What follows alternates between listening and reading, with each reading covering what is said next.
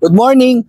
So welcome to Benelli. Dito to sa Camellia Springville, Bacoor, Molino 4, Bacoor, Cavite. Ito ang kanilang bagong Morbidelli T502X. 500cc. Morbidelli is an Italian brand. Pero syempre, kinuha na ulit siya ng China. So, yung height niya, susubukan natin upuan mamaya. Dahil ito sa tingin ko medyo mataas para sa height ko. Itong upuan naman na to, siguro pwede natin i-save later on. At isang maganda dito, itong fork niya, para kang naka-fork ng enduro, kumaga mula taas hanggang baba. Tapos matabaan tube, inverted ang fork. Ang seat niya is 2-piece. Meron siyang kasamang kumbaga passenger grab. Ito yan. At meron na yatang kasama na yata to sa pagbili nyo. Lalagyan ng top box.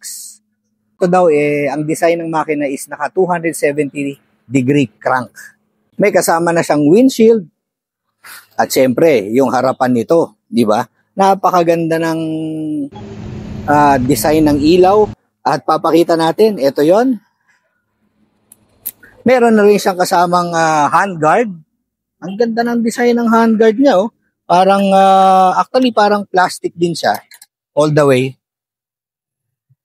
Pero maganda yung design.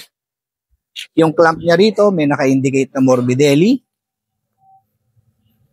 At syempre, kailangan natin siyang i-sound check. So, sound check. Ito yung tunog niya.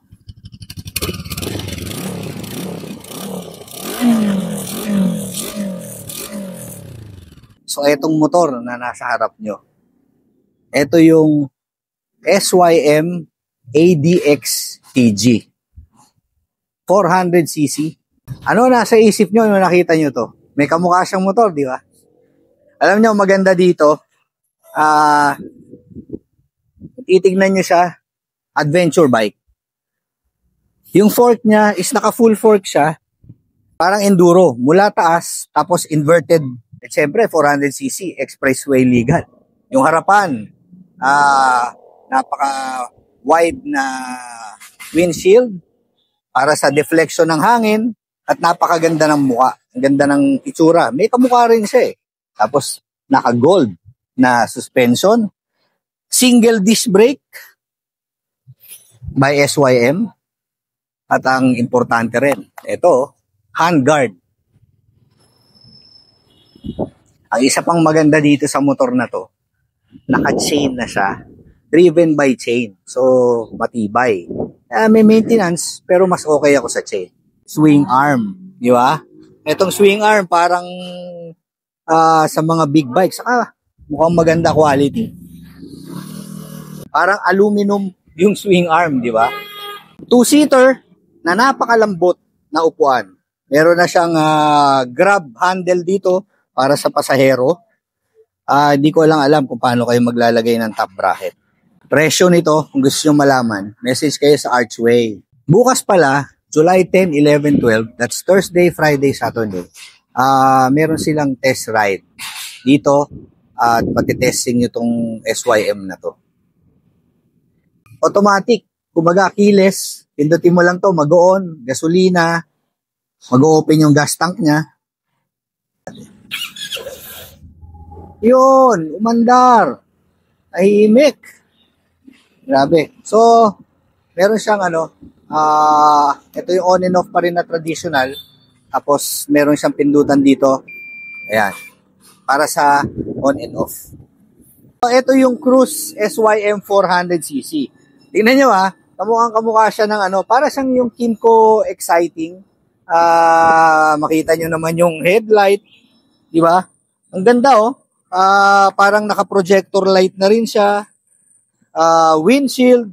Tapos yung side mirror niya, meron na rin siyang signal light on both sides. Siyempre, 400cc. Upuan natin ngayon. At dito naman, wow. Di ba? Para nga siyang para siyang Kymco Exciting 400. Ang ganda ng view mo dito sa sa harap, malapad yung side mirror. Talagang ang ano lang sa mga ganitong 400. Makikita nyo yung seat dito, medyo malapad. So, medyo tiptoe ka. So, ganyan ang balance mo. Pero relax. Pwede mo patong yung paa mo dito or kung cruising ka na, ayan, dito. Tapos, ang ganda ng kanyang screen. At syempre, 400cc, expressway legal. Madadala ka nito kahit saan. Relax ride. So, available din yata ito bukas for test ride dito sa Archway. Dito sa Benelli, Bacoor, dito sa Camellia Springwood. So, punta kayo bukas. At matesting nyo to. Meron kayong dalawang option. Yung isang 400cc para siyang XADV.